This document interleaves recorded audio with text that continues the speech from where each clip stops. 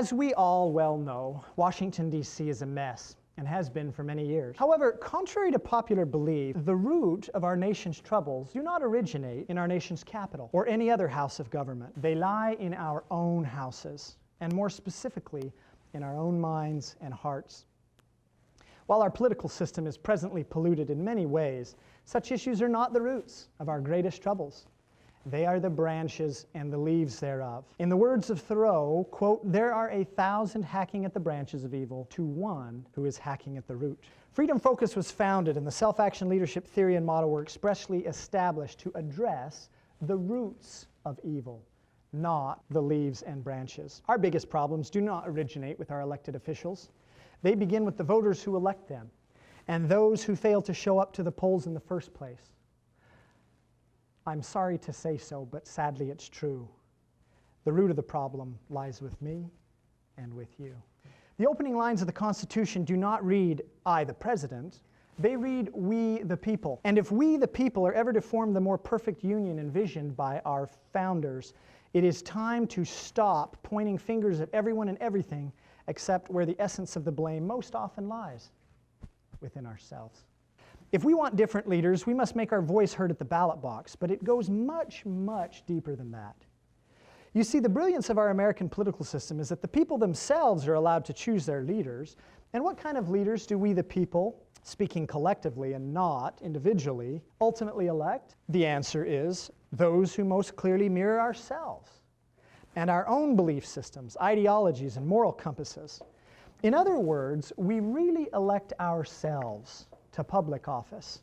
Therefore, if you like who is in office, it is probably because those in office are pretty much like you are.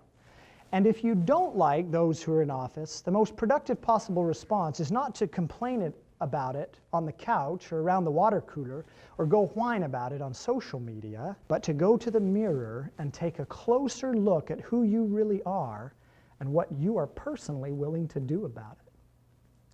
You see, it is so much easier to point the finger of blame at elected officials and others in positions of power.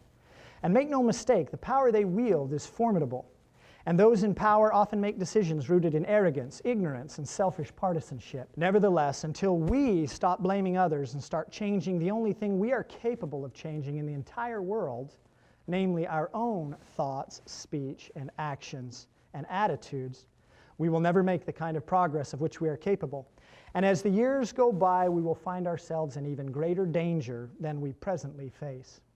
Because politicians are the branches and leaves, not the roots of the problems we face, the only way to change our nation and our political landscape is to change ourselves.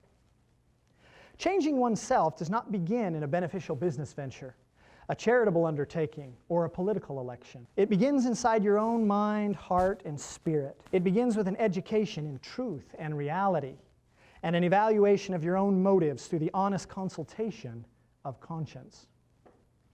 Then and only then can you or your positive influence begin to impact family members, friends, your neighborhood, schools, organizations, the community, your city, county, state, nation, and even the world at large. It all starts with the one, with you and with me. In the words of President Theodore Roosevelt, quote, "A person's foremost duty is owed to himself and his family.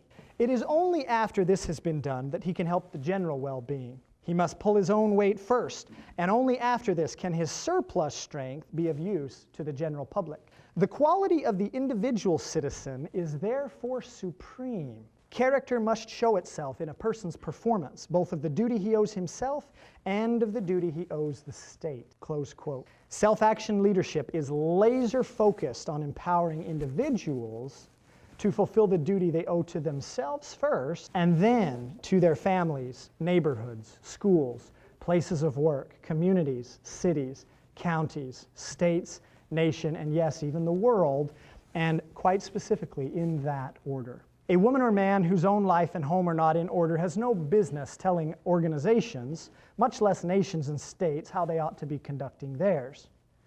It is high time that we as Americans and citizens of the world everywhere turn our attention within to our own mind, heart, and spirit. I am not a politician, nor do I have any intention of ever becoming one. The color scheme of my apparel and the pin of my nation's flag I bear proudly today are merely tokens of the deep patriotism and love I feel for my country, the greatest nation in the history of the world, even the United States of America. Because I am not a politician, and since I make a habit of not speaking professionally on topics of which I am not an expert, I am not here to present political solutions to our nation's current political divisions and cultural malaise. I will leave that to professional politicians and sociologists and churches and other leaders. And I believe that there are some among the rising generation who will be up to this task in those other fields. If I am not an aspiring politician, what then am I? I am an educator.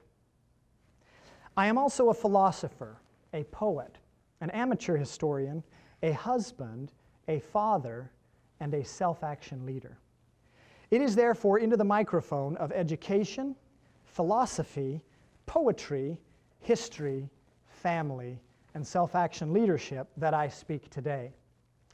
It is through these lenses that I have produced the self-action leadership theory and model over a period of a decade of diligent study and action research, ambitious and often painful experiences, and careful, even obsessive, consultations with my own conscience. It is through these lenses that I invite you to peer through in order to better understand the only real solution to the problems we face in the USA and throughout the world.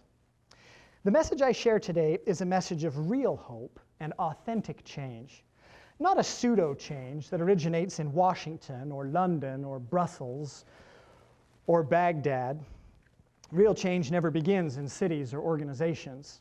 And not a false hope promised by charismatic ideologues supported by special interest groups, but a real hope and an authentic change that must be cultivated in the minds and hearts of individual men and women, boys and girls, throughout this blessed land of promise, if the USA is to remain the greatest nation on earth.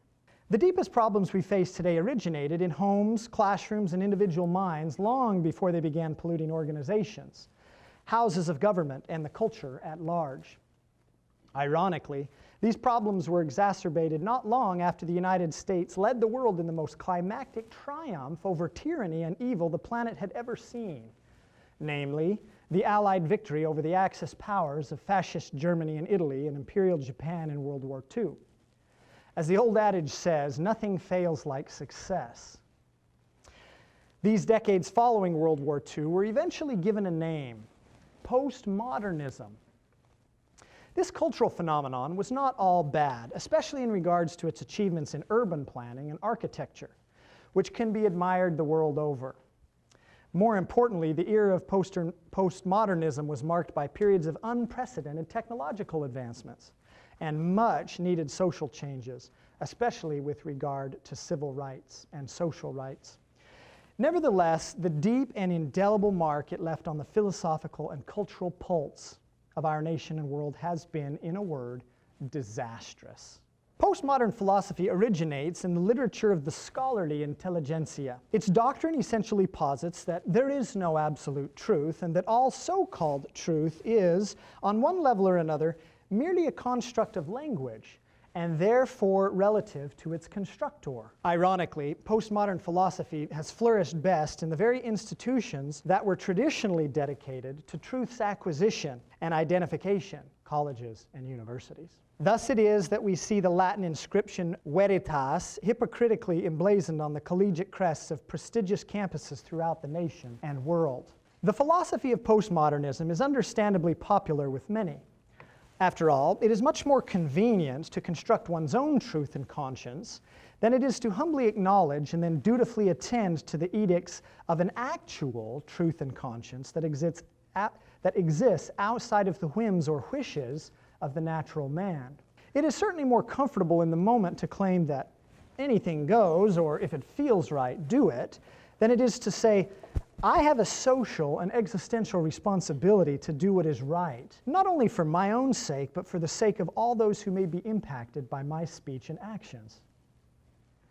Instead of bowing before universal law in the attitude of a Socrates or an Immanuel Kant, or bowing before a deity in the attitude of a Sir Thomas More and many of our founding fathers, Postmodernists seek to become a law unto themselves, whereby they mistakenly assume powers that are simply not theirs to command.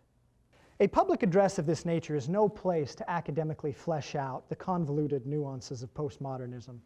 Suffice it to say, postmodern philosophy is complicit in exacerbating virtually all of our deepest, yet preventable, problems. It is the seminal author of our nation's present slump, and if left to flourish indefinitely, it will be the finisher of American exceptionalism, and the end of whatever vestige of world peace we enjoy today.